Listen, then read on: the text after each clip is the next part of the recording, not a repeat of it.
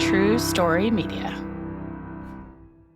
The detective said missing kids usually come home. What happens when they don't? Based on a true story. Police looking for John Gacy. We discovered bodies. By the looks of it, they're younger men. The things he did to those kids. He's sick. The system failed these families. Devil in Disguise, John Wayne Gacy.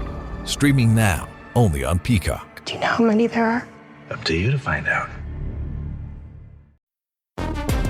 New Icy Hot. Nighttime recovery. Relieves pain at nighttime while your body recovers. Icy Hot. You're so back. This podcast contains adult themes and language, and some of the things that we discuss may be disturbing to some listeners. In this podcast, we discuss sexual assault, torture, race, and murder. Listener discretion is advised. Please take care of yourself.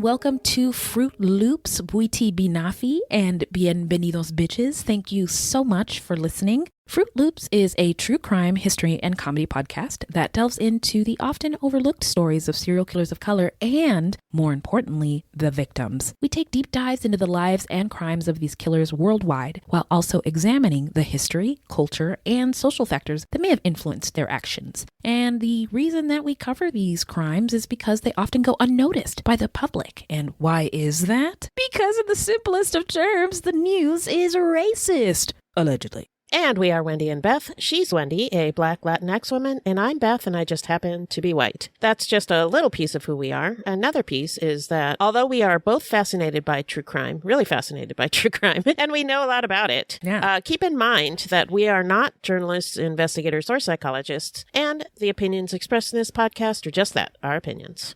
All right, Beth. Well, who are we talking about today? Well, this is our episode 261 about the eerie true crime that was an inspiration for part of the plot in the horror movie Candyman. In 1987, Ruthie Mae McCoy made a frantic 911 call. Someone, she claimed, was trying to get into her apartment through the bathroom cabinet. 2 days later, Ruthie was found murdered. Whoa. Yeah. Okay. So before we get into it, because this is going to be a ride. Yes. How you doing? I'm doing good. It's officially fall. It's spooky season going into the holiday season. It's my favorite time of year. And I'm going to do my best to try and enjoy it this year because everything else is falling to shit. So why not? Exactly. What else are we going to do, right? Yeah. Try to enjoy the season. Yes. I love that attitude. That's exactly where I'm at. Yes, fall is here. Hear the yell, back to school, ring the bell. The weather is nice. I've been doing a lot of roller skating every day for the past 2 weeks. Woohoo. The sun is setting a little bit earlier, so I've been catching those. Nice. Out in the garden. Just very grateful. Sounds wonderful. Also, did you get the jelly that I sent you? Oh my God, I did. Yeah. You did?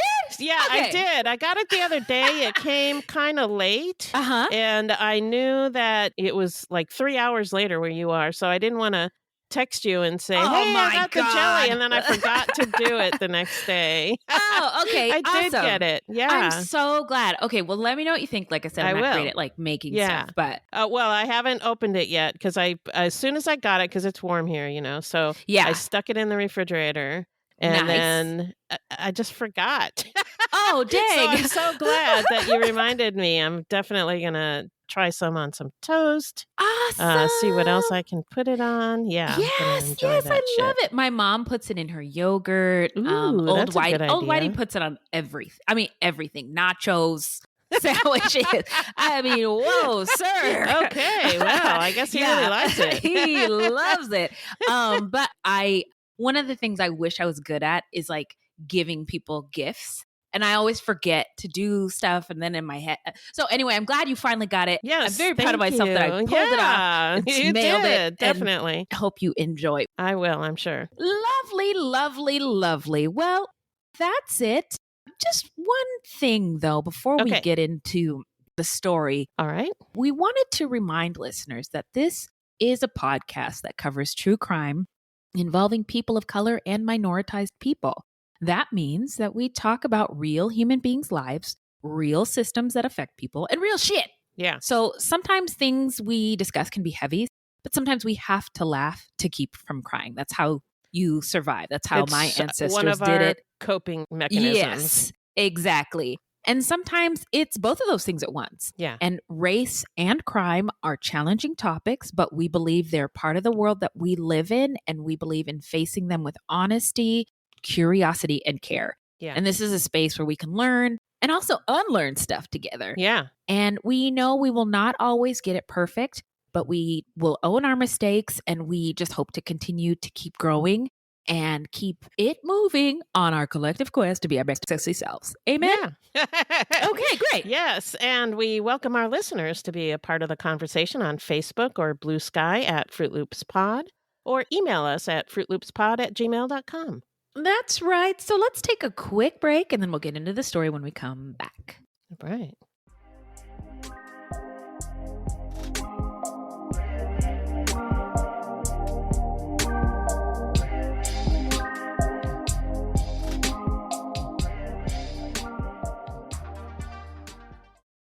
This podcast is brought to you by Carvana. Carvana lets you buy your next car on your terms. Explore a massive inventory online, filter for what matters, and find your perfect match. Then choose delivery to your home or pick it up at one of Carvana's iconic car vending machines. Every car also comes with a 7-day money-back guarantee, so you can make sure it's the right fit. Buy your car on Carvana. Delivery or pickup fees may apply. Limitations and exclusions may apply. See our 7-day return policy at Carvana.com. Carvana. This is a real good story about Bronx and his dad, Ryan, real United Airlines customers. We were returning home, and one of the flight attendants asked Bronx if he wanted to see the flight deck and meet Captain Andrew. I got to sit in the driver's seat. I grew up in an aviation family, and seeing Bronx kind of reminded me of myself when I was that age. That's Andrew, a real United pilot. These small interactions can shape a kid's future. It felt like I was the captain. Allowing my son to see the flight deck will stick with us forever. That's how good leads the way. All right, we're back. Remind us, Beth, who's our subject today? Well, what is our subject today? Well, it's called The Candyman. Okay. But it's really about the murder of Ruthie Mae McCoy, who in 1987 called 911 in a panic, reporting that someone was trying to break into her apartment through the bathroom cabinet, which is terrifying. Oh, my Lord. And then 2 days later, she was found murdered. So her story would go on to inspire part of the plot in the horror film Candyman. Right. A movie made in the 90s and also remade in 2021. Oh, yeah, it was. So now let's move on to the love and light section, or so we would just like to say rest in power to Ruthie Mae McCoy, who was 52 years old when her life was cut entirely too short, and love and light to her loved ones and the community left in the wake of this crime. Yeah. So let us get into the setting and the background. Take us there, Beth. Well, this episode is going to take a bit of a different turn. Oh. Instead of focusing on the perpetrators, we're going to explore the origins of the horror film Candyman and the true crime behind it. The 1992 film was inspired by a short story written by Clive Barker, an English guy. And Barker's story revolved around the themes of the British class system in England. When the director/screenwriter decided to move the story to the projects in Chicago, Candyman was born. The story goes a little something like this. Daniel Robitaille was a gifted Black artist in 1890 who fell in love with a white woman he was commissioned to paint. When their relationship and her pregnancy were discovered, her father got a mob to exact a brutal punishment. Daniel was beaten, his hand cut off, and his body smeared with honey to draw swarms of bees to sting him to death. And from this horror, he returns as the vengeful figure known as Candyman. Wow. Yeah, that scene stuck out in my head. I could close my eyes and see it right now and get chills.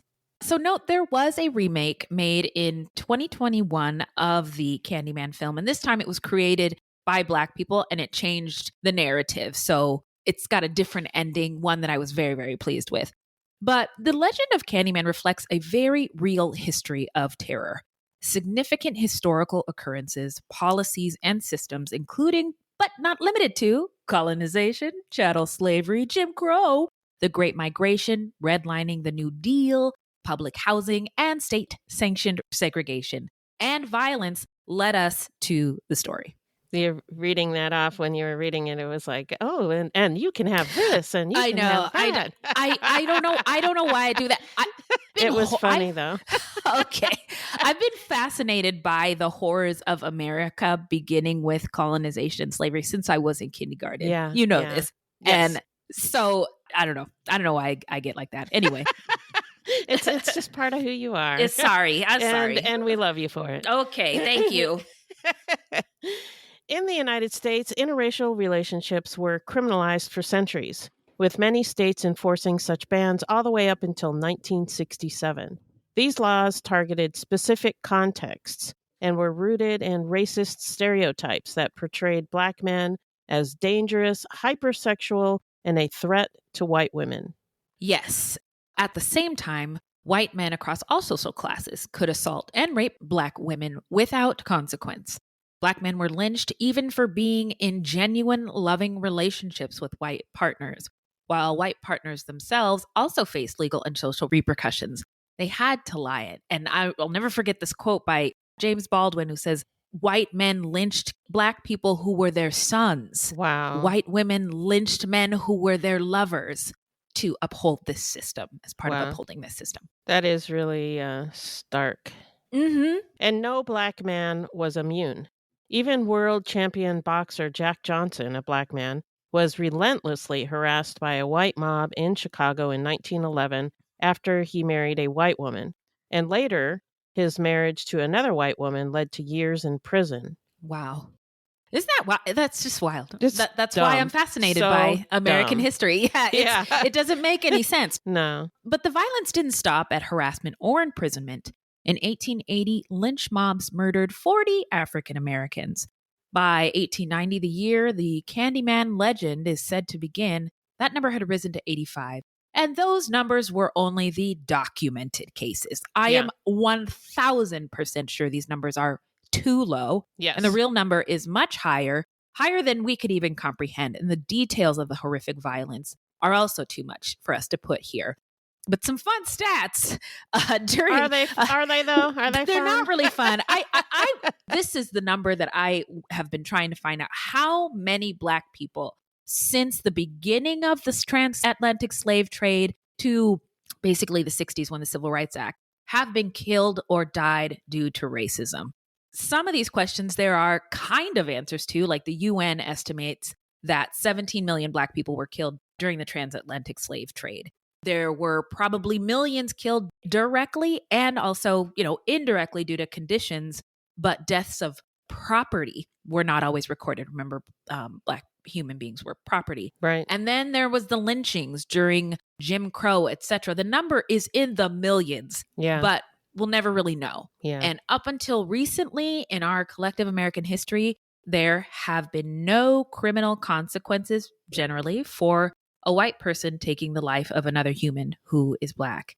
Nowadays, it is rare, but not impossible for there to be consequences. So I guess that is progress. It is progress. I love progress. Yeah. People even started calling some of these lynching events lynching bees. which was like a spelling bee? Yes. It was a twisted take on community events like quilting bees or barn raisings. Oh Instead my of God. neighbors gathering together to share skills or help each other out, these mobs came together to carry out brutal public murders. Bodies were often left hanging for days, with perpetrators rarely facing arrest or punishment. And people would take pictures with the body. Yeah. People would take body parts for souvenirs. They would advertise this It's stuff in the newspaper. horrific. It is crazy. Yeah. And it wasn't until March 29th, 2022 that President Joe Biden, remember him, signed the Emmett Till Anti-Lynching Act into law, officially classifying lynchings as a federal hate crime, finally, and imposing harsher penalties for hate crimes resulting in death or serious injury. The act honors victims like Emmett Lewis Till, a 14-year-old black boy who was abducted, beaten, and lynched in Mississippi in 1955. He was accused of flirting, touching, or whistling, it's not clear, at Carolyn Bryant, a white woman, in her family's grocery store. It's not clear because it's hard to keep track of a lie. Yeah. Anyway, at the 1955 trial, Carolyn Bryant testified that Emmett Till had grabbed her and verbally threatened her. And in September 1955, an all-white jury acquitted Bryant's husband, Roy, and his half-brother, J.W. Millam, of the murder. Protected from retrial due to double jeopardy, they publicly admitted in a 1956, so 1 year later. It was in 1956. Oh, I didn't know that. Yeah. I didn't know Look that. magazine interview. They admitted that they had tortured and killed Till, selling every grisly detail of their crime for $4,000, which would be about $48,000 today. Yeah. Sorry. That's disgusting. I didn't know that. I thought I knew all there was to know about the Emmett Till case. I did not know that. I don't know what to do with that information, so I'm going to read the rest. According to a Duke University historian who interviewed her 5 decades later, Ms. Bryant admitted that she lied during the trial. Now, I wanted to say that the terror I feel as a Black person existing in this country is knowing how bad and then worse it can all go for a Black person in an instant for a lie, right? Or for like preaching love or nonviolence. Remember Martin Luther King? They killed him too. Yep. And nothing can be done to make it right until decades later or even maybe never. Yeah. That sucks. That is terrifying. Yeah. So, as you can see, the terror depicted in Candyman resonates because it mirrors the lived reality of generations of Black Americans. This history of racial violence committed by white people and Black people's pain still lingers in daily life and shapes collective memory. Between roughly 1910 and 1970, about 6 million Black Americans fled the Jim Crow South during the Great Migration, seeking safety and better job opportunities in northern, western, and midwestern cities like Chicago. But the promise of a new life came with challenges. These Black American refugees fleeing racial terror in their own country still faced discrimination.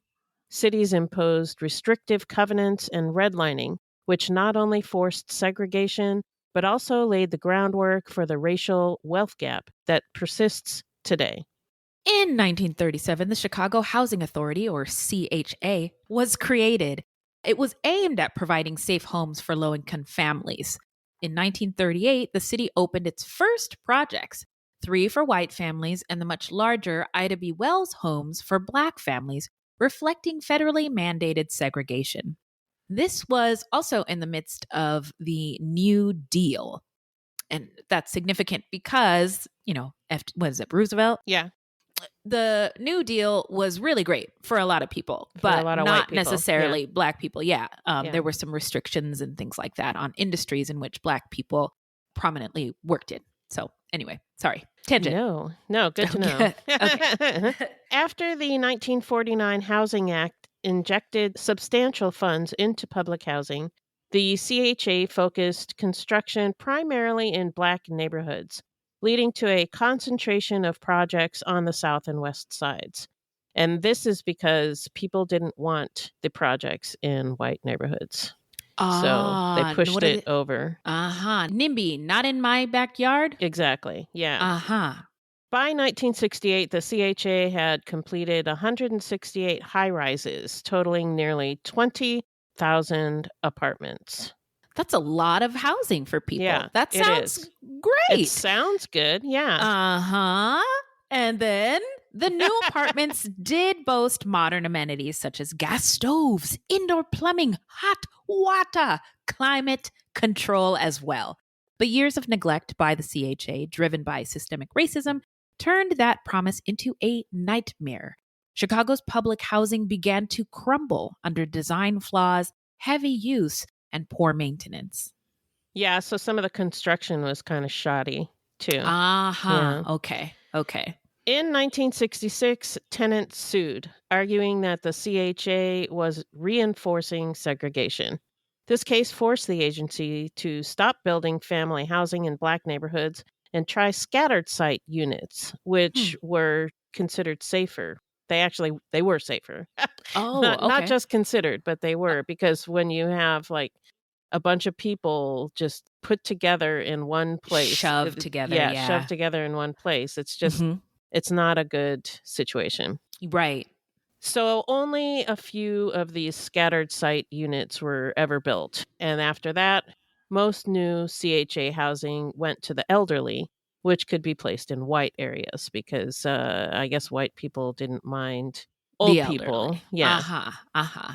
So Candyman the movie, premiered in 1992, and it's set in the Cabrini Green homes. And fun fact, the Cabrini Green buildings appear in the opening and closing credits of Good Times, though Cabrini Green is never named directly, only called, quote unquote, the projects. Right. The show follows the Evans family living in a cramped 2-bedroom unit on the 17th floor of a high-rise. Storylines often highlighted the harsh realities of life there: crime, broken elevators, failing heat, and other signs of neglect, but the family always stuck together. Right. And a fun fact about that show is the mother, the actress who played the mom, Florida. Yeah, insisted that there be a father in the home because the creators were like, we want it to be authentic Black, no dad in the house. And she was like, oh, no. That's not a thing. The kids in this show need to have a dad. Yeah. So anyway, the show's creator, Eric Monti, had once lived in Cabrini Green himself. Wow. The same year that Candyman premiered, a report revealed that just 9% of Cabrini Green residents had access to paying jobs. Most relied on minimal assistance grants, and many turned to crime to make ends meet. Survival, that's the name of the game. Yes, indeed. Another thing that I don't think people know about government assistance at the time is that they would not give benefits to mothers with children if there was a man in the home. Oh, wow. So sometimes... they were like encouraging there to be no man in the home. Yeah. That's crazy. Yeah. Isn't it though? Yeah. So the vacancy rate stood at 31%, with some buildings just sealed off and left empty. With gang activity and police frequently doing sweeps, many residents felt trapped and imprisoned in their own homes. Exterior hallway and stairway scenes were filmed at the actual Cabrini Green housing project over 3 days. To ensure safety, the production made a deal with local gang members who were included as extras. That's really interesting. It is interesting, and giving some work to the people in the community. I think that's neat. Now, in the movie, Candyman's first victim is Ruthie Jean, a resident of Cabrini Green. Her neighbor is named Anne-Marie McCoy. See the connection? Yep. But the real-life victim was an amalgam of these two names, Ruthie Mae McCoy. Ruthie Mae did not live at Cabrini Green, where the movie takes place, but at the Grace Abbott homes, part of the ABLA near Roosevelt and Loomis. The ABLA homes on Chicago's South Side were one of the city's largest public housing developments, made up of 4 separate projects. So they were the Jane Addams homes, Robert Brooks homes, Loomis Courts, and Grace Abbott homes. Their initials, Addams, Brooks, Loomis, Abbott, form the acronym ABLA, which became the name of the entire complex. Altogether, the development contained almost 3,600 units, and at its peak, housed more than 17,000 people. Wow. It was second only to the Robert Taylor homes in Cabrini Green in land area and had a higher occupancy than Cabrini Green. Wow. That's a lot of housing for a lot of people. It is. In theory, it's a good idea. Yeah.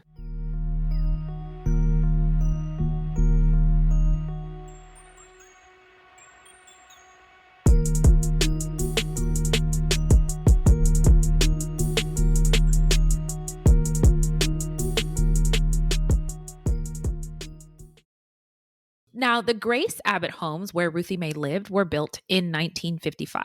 The complex had 7 15-story towers shaped like Ys and 33 two-story row house buildings with a total of 1,198 apartments. About 3,600 low-income Black Americans lived there, mostly children being raised by single moms, aunts, and grandmothers. Broken elevators, burned out lights, and failing utilities turned the buildings into a maze of danger. Abbott's corridors were completely enclosed.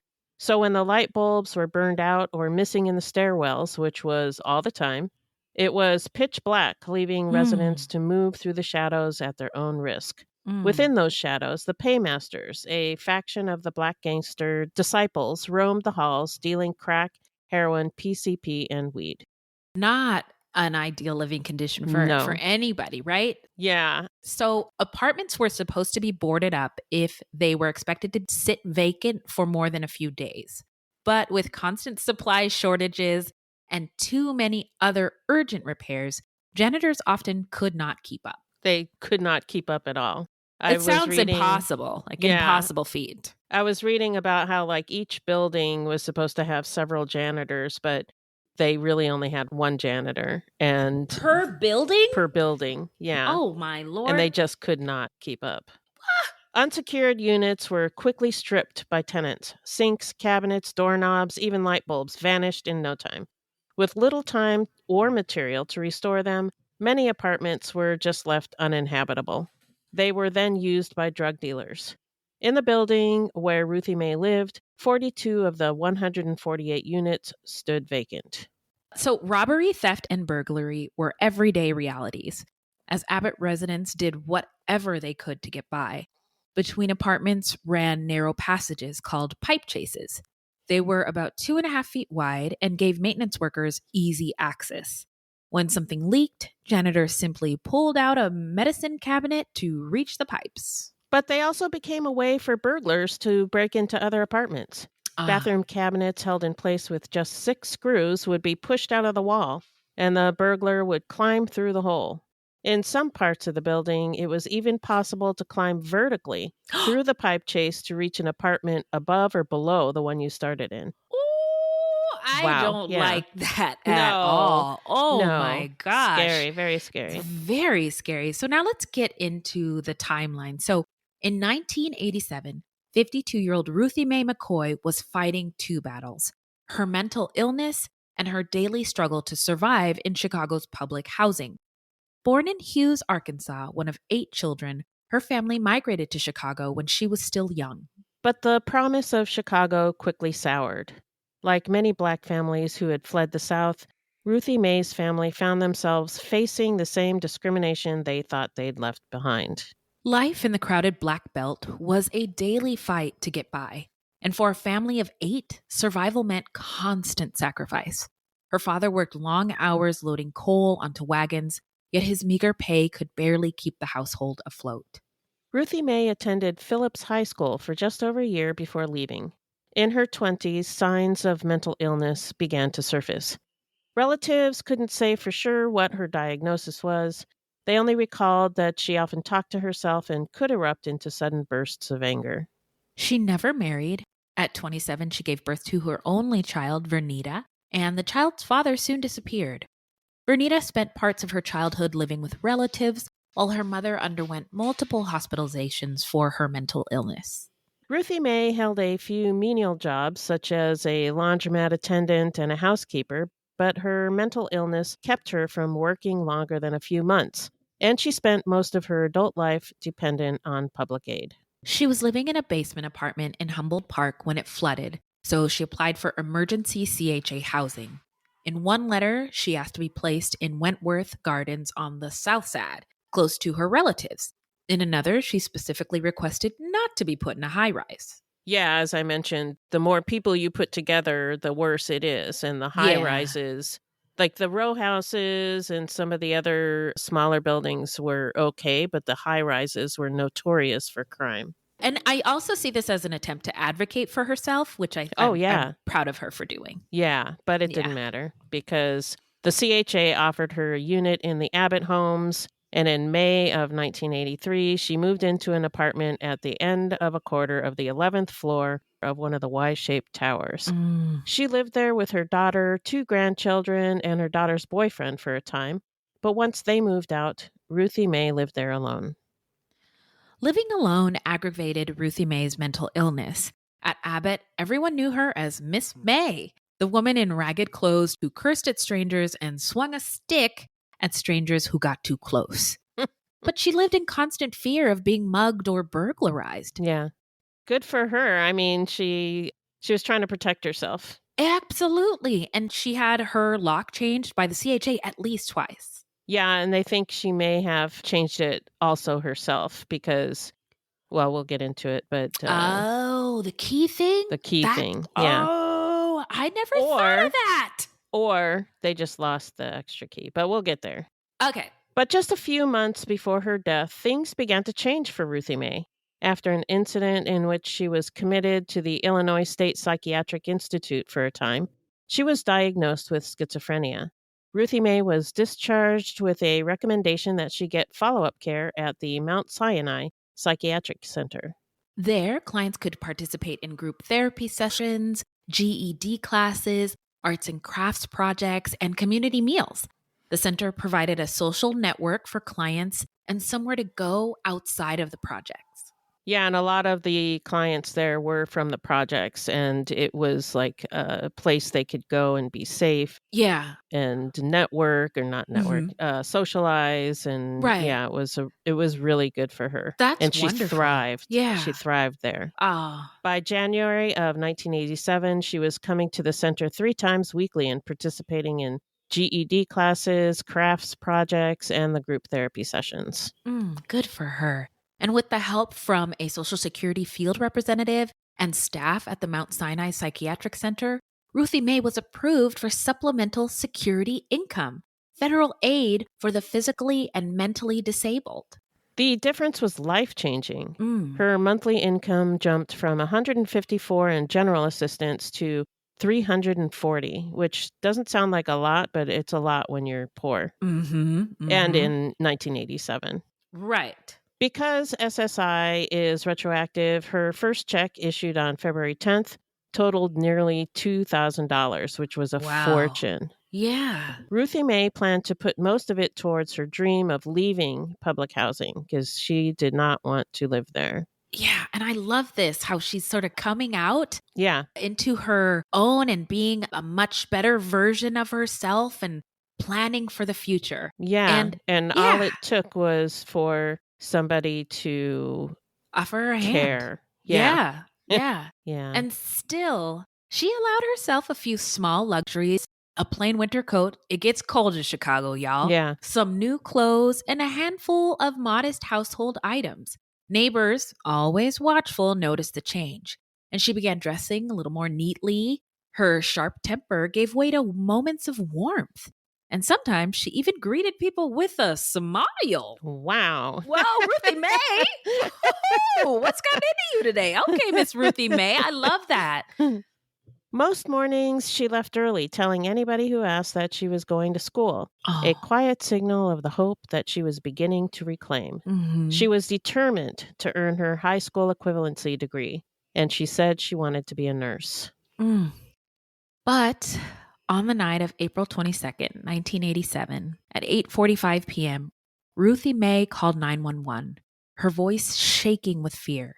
She claimed someone was trying to break into her apartment, saying, "They throwed the cabinet down, and they want to come through the bathroom." The dispatcher was baffled, and he dismissed her as delusional. The call was logged as a disturbance with a neighbor rather than a break-in attempt. He just didn't understand what was happening, and the police didn't rush to respond. Right.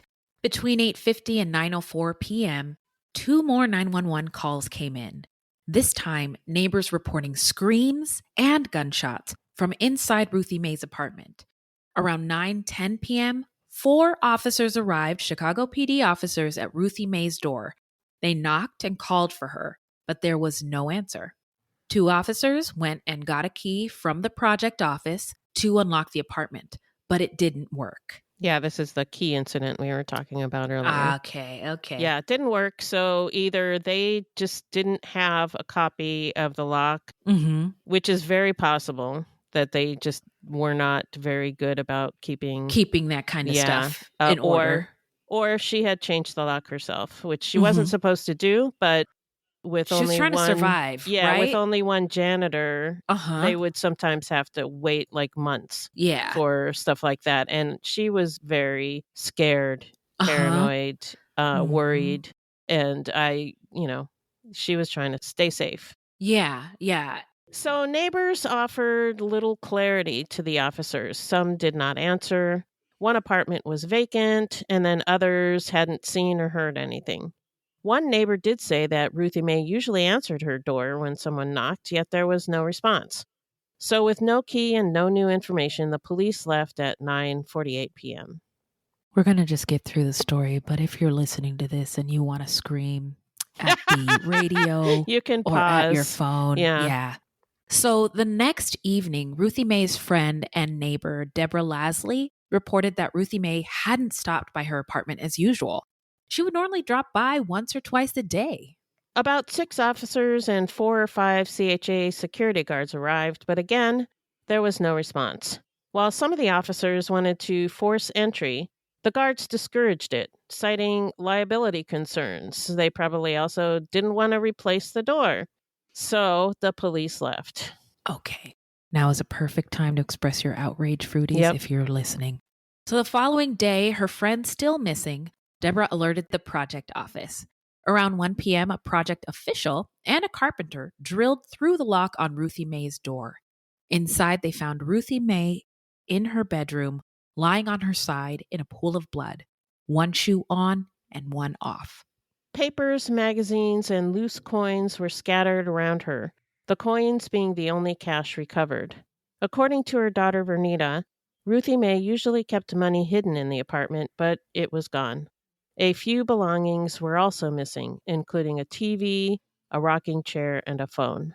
The medical examiner later confirmed that Ruthie Mae had been shot 4 times, 1 bullet severed her pulmonary artery, and the medical examiner took it upon themselves to say she probably wouldn't have survived even if she had been taken quickly to the hospital.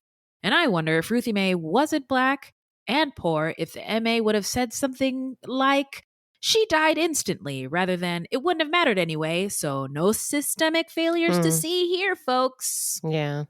Whew. So Ruthie Mae was only one of 3 ABLA residents murdered that April. So now let's get into the investigation and the arrest. When detectives stepped into Ruthie Mae's apartment, they noticed something odd. In the bathroom wall, where her medicine cabinet should have been, was a hole. Through it, they could see the back of the medicine cabinet in the neighboring unit. Police questioned the residents there and checked the cabinet in their bathroom. It seemed secure, but after repeated questioning, residents pointed the finger at 2 men, claiming they had taken out the cabinet and crawled through the bathroom wall to reach Ruthie Mae's apartment. After the murder, the cabinet had then been secured back into place. The first suspect was 19-year-old Edward Turner, arrested in his row house apartment just days after the murder. Though unemployed and with no prior convictions, he had recently been out on bond for unlawful use of a weapon. At the time of his arrest, Turner was still a high school senior. His earlier years had been marked by frequent fights in grammar school, which led to repeated stints at Montefiore, a school for chronic truants and discipline cases, earning him the nickname Montefi. The second was 25-year-old John Hondras. He lasted until June 9th, on the lam that is, when police followed a tip to a 9th-floor apartment in an Abbott high-rise, only a block from Ruthie Mae's building. They found him hiding under a bed. Unlike Turner, Hondros had 3 felonies on his rap sheet, 1 for robbery, 2 for auto theft. But again, it's not unusual for people in these apartments to have rap sheets because there's nothing else for them. Jobs are few and far between. Yeah. And they're trying to survive. Right. And also, it doesn't mean that they committed murder. No. Yeah. Both men were products of the very neighborhood that Ruthie Mae had begged to escape. Mm-hmm.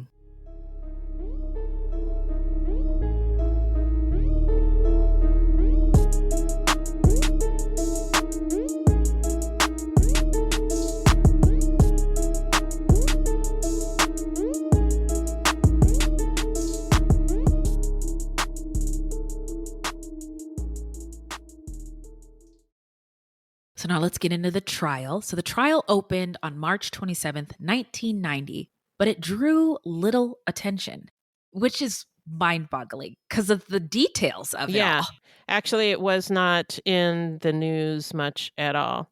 Right. I found like 2 very brief news articles. Mm-hmm. There's one guy who followed this case and many cases like it about the inequities in this system. And in he Chicago. wrote 3 really long articles about it, but it wasn't in the mainstream media. It was in like a more progressive magazine. Right. And call back to the movie Candyman. Yeah. There's a headline that this journalist wrote. Yeah. Like, did the projects kill It was Ruthie like, who Mae? killed Ruthie Mae? Was it the projects? Yes. Something like that. Yeah. Yes. And a similar headline was used in the movie that this whole story sort of is loosely based off of. Right. So mainstream media ignored it entirely, and most of the courtroom benches remained empty from start to finish. The 2 defendants, both dressed in dark suits, sat at opposite ends of the defense table with 4 assistant public defenders between them. And I do believe that Ruthie Mae's family was in the courtroom. Ruthie Mae's brother was there. Yeah. Okay. Her daughter did not go. Mm-hmm. Don't know why, but I would imagine it would be too painful. Mm-hmm. So her brother was there. And then some of the defendants' families were there, but no media. Basically, just the guy who was writing those articles. Wow. He was the only media person there. Mm. Yeah.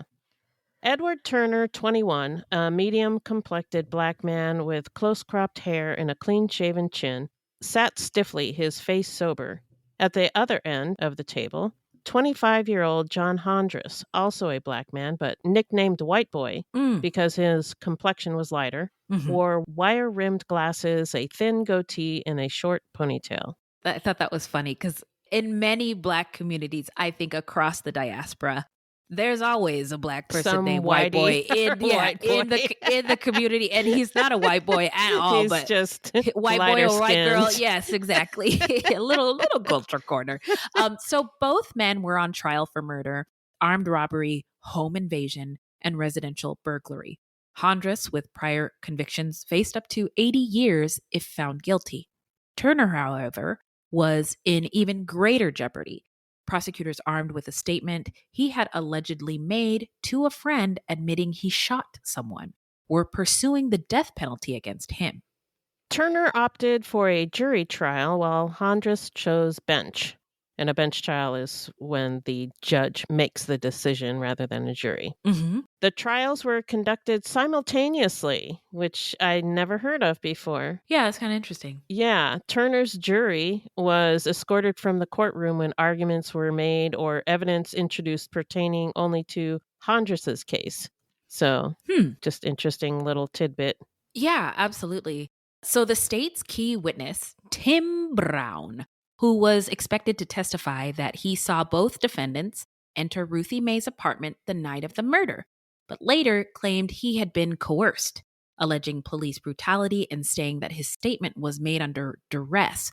And this is important in the context to consider, this is when Tim was identified as a witness. It was during the infamous Chicago Police Department's torture era. We've talked about this numerous times on our program.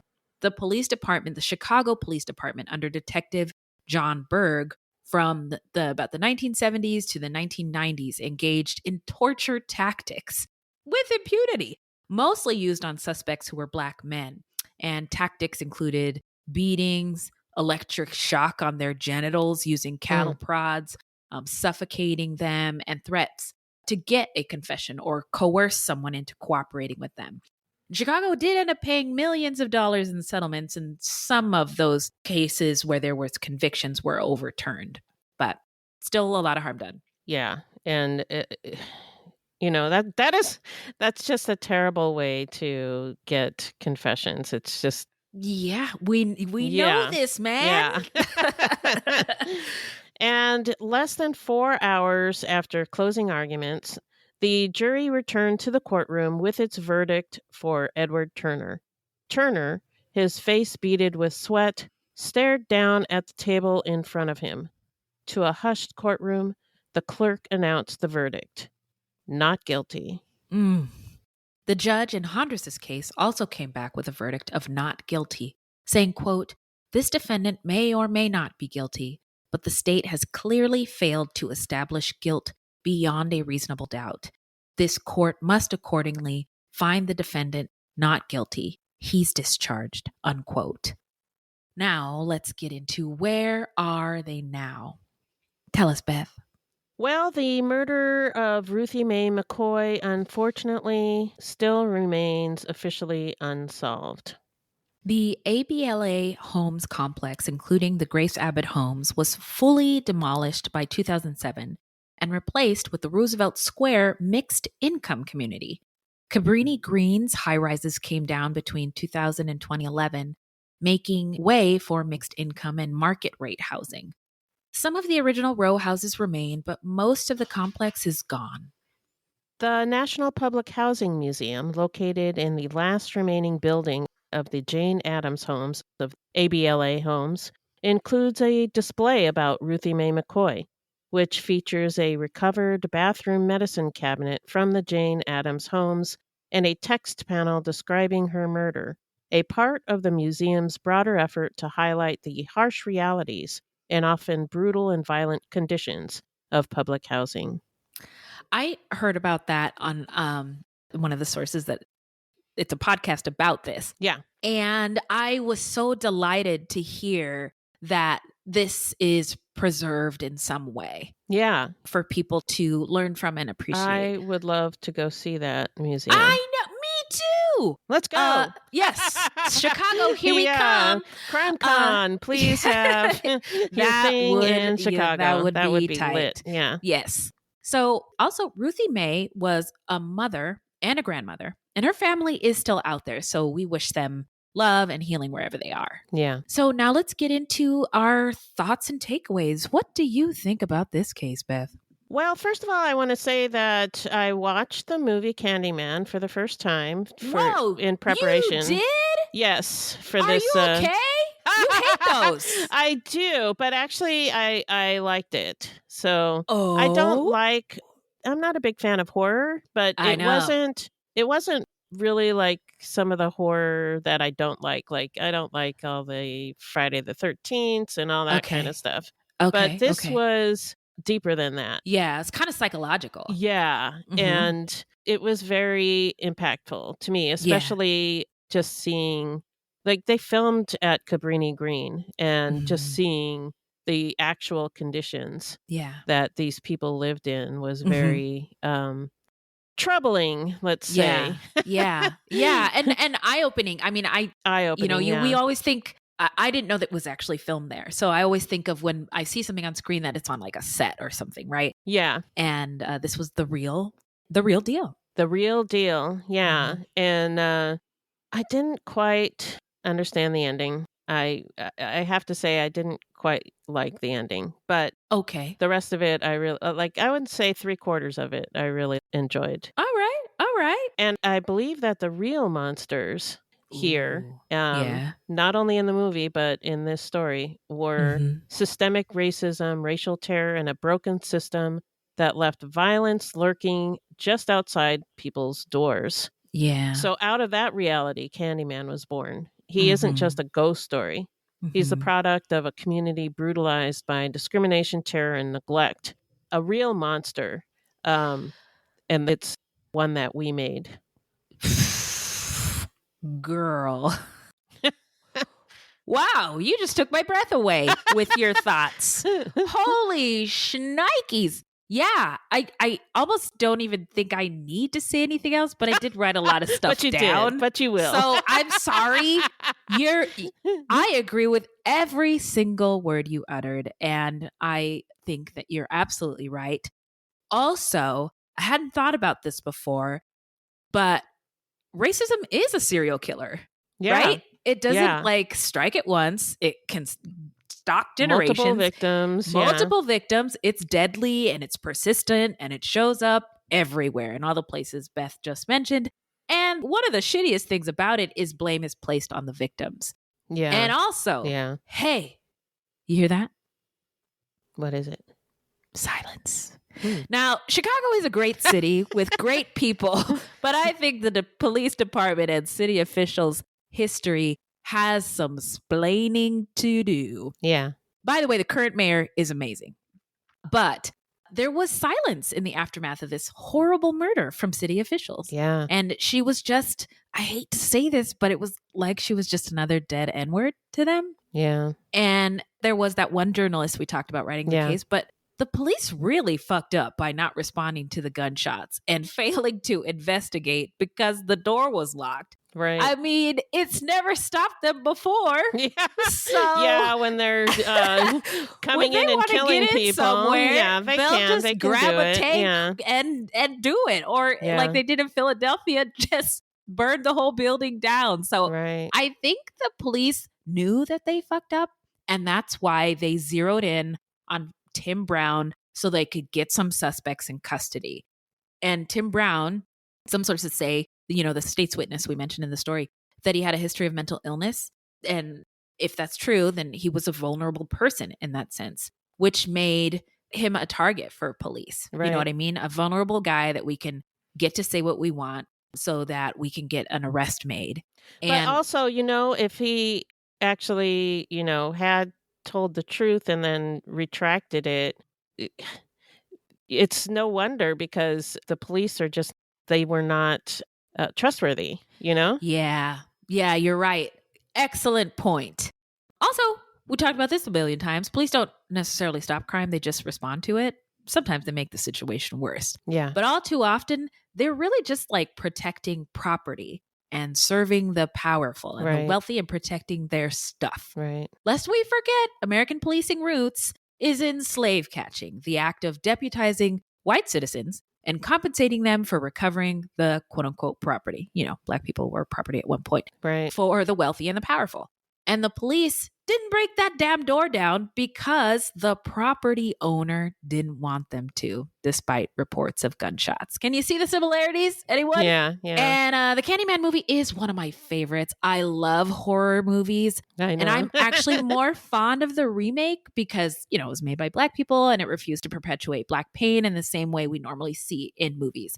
And the thing that resonates with me the most, with all of this, the truth is always more horrifying than the movies could ever be, in my mind. Yeah. And maybe that's why I love horror so much, because it's never as scary as real life, and you can stop it whenever you want. Yeah, it's like a roller coaster. You get, a little bit scared, and it's fun, but you can get off go get some cotton candy or whatever. Exactly. Real life is way, way worse. Yeah. And, Ruthie Mae had dreams and hopes and things she was looking forward to. Things like she had really, she was going so the good. Blessings had come in, man. She was on her way. Some of the things, some of the podcasts or articles or whatever, they called her elderly. She was 52. Come on. She still had a lot of life left in her. Yeah. Come on. Yeah, that is not old. I can't believe that. What the frick? So, and because she had improved her situation, though slightly, had suddenly kind of put a target on her back. Yeah. Because she sort of became somebody who has amongst many have nots. Right. And again, I hope Ruthie Mae is resting in power and peace. And again, just healing energy to anybody that cared for her and who misses her. Yeah, this was wild story. Yeah. So let us know what you think, Fruities. We always love hearing from you. You know where to find us. And I think that's it. That's it. Yeah. All right, Beth, where can the people find us? Our website is fruitloopspod.com, and we use Fruit Loops Pod for all of our social media. The footnotes for each episode can be found on our website. Plus, check it out for the different ways that you can support the show. You can also join us on Patreon, where we have hundreds of hours of bonus content. You can also support us by supporting our sponsors, or by giving us a 5-star review. 5 stars only, please. Don't forget to subscribe. That's right. Now, this is a weekly podcast, and episodes drop on Thursdays. So until next time, look alive, y'all. It's crazy out there.